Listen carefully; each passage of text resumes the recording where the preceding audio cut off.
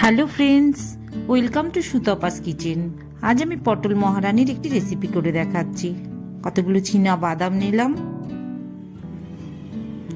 কতগুলো চারমগজ, 2 চামচের মতন চারমগজ নিলাম, কয়েকটা আমন্ড, কিছুটা জল দিয়ে আমি আধ ঘন্টার মতন ভিজিয়ে রাখবো। এবার পটলগুলো ভালো করে ধুয়ে পরিষ্কার করে নিচ্ছি। একটু পরিমাণ মতো নুন হলুদ মাখিয়ে নিচ্ছি। পটলগুলো এবার আমি ভেজে নেব।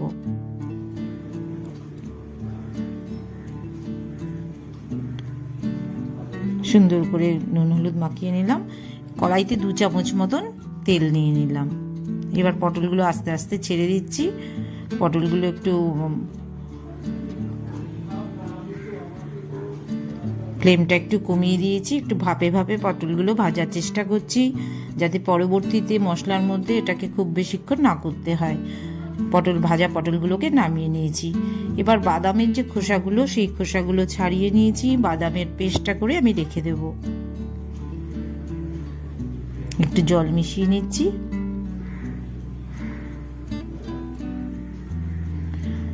শুকনো খোলায় কড়াইতে দেখো আমার ফ্রাইং প্যানে 2 চামচ মতন আমি মৌরি নিলাম, 2 চামচ ধনে, আস্ত ধনে নিয়ে নিলাম,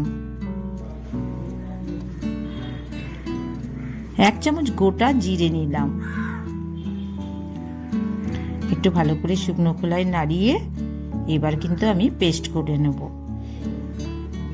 এই যে মশলাটা আমি তৈরি করছি, এটাকে আমি দুভাগে ব্যবহার করব।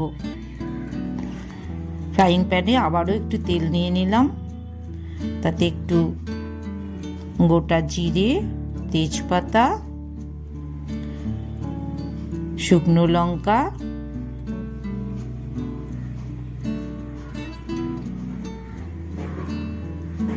একটু কাঁচা লঙ্কা দিয়ে ফোড়ন দিয়ে নিলাম। এখন কিন্তু ফোড়নের গন্ধটা বেশ আসছে। একটু ভাজা ভাজা করে নিচ্ছি ফোড়নটা।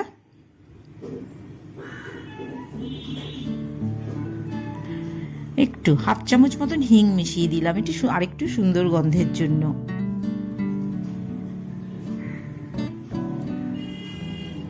একটু অল্প একটু দই মিশিয়ে নিচ্ছি। পুরোটা দই একসাথে মেশাবো না। 1/2 চামচ মতন লবণ মিশিয়ে দিলাম। কাশ্মীরি লঙ্কার গুঁড়ো 1 চামচ মিশিয়ে নিলাম। একটু জিরে ধনে পাউডারও 1/2 চামচ করে মিশিয়ে নিচ্ছি।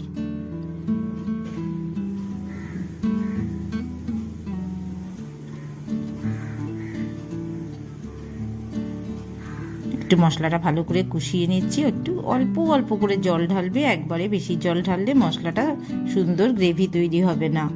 অল্প একটু জল দিয়ে মশলাটাকে কিন্তু আমি কষিয়ে নিয়েছি। এবার পটলগুলো গ্রেভির মধ্যে ছেড়ে দিচ্ছি। এখনো কিন্তু আমার পুরো গ্রেভি তৈরি হয়নি, হালকা ভাবে তৈরি করছি, অল্প অল্প করে। 5-6টা কাঁচা লঙ্কা, একটু টমেটো, একটু আদা,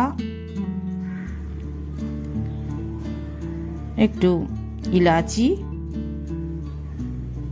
ভালো করে পেস্ট করে নিলাম। এবার এই ভাজা মশলাটা যে করে রেখেছিলাম জিরে ধনের, সেটার 1 চামচ আমি এই পটলের সাথে মিশিয়ে দিলাম।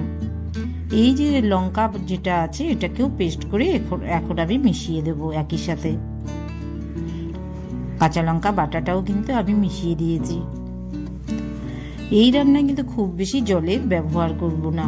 1/2 চামচ মতন লবণও দিয়ে দিলাম মশলার সাথে। বাদাম বাটা, যেটা আমন্ডের বাটাটা রেডি করা ছিল, সেই বাটাটাই মিশিয়ে দিলাম। টমেটো পিউরিটাও একই সাথে মিশিয়ে দিলাম।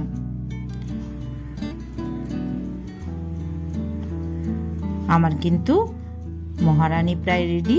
একটু দই রাখা ছিল, সেই দইটাও আমি সুন্দর কালারের জন্য দিয়ে দিলাম। ভাজা মশলাটা একদম শেষে আবারও 1 চামচ মিশিয়ে দিলাম।